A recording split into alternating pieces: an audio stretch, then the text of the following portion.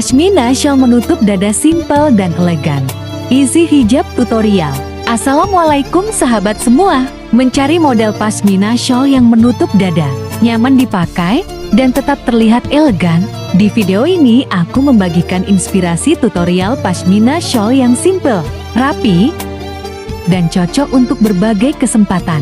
Menutup dada dengan nyaman, simple tanpa banyak jarum, cocok untuk pemula, pas untuk kerja, kuliah, dan kondangan. Tampilan anggun dan modern, nyaman dipakai seharian. Tutorial ini sangat mudah diikuti dan cocok untuk kamu yang ingin tampil cantik tanpa ribet. Setiap model memiliki gaya yang berbeda sehingga bisa menjadi inspirasi untuk aktivitas sehari-hari maupun acara spesial.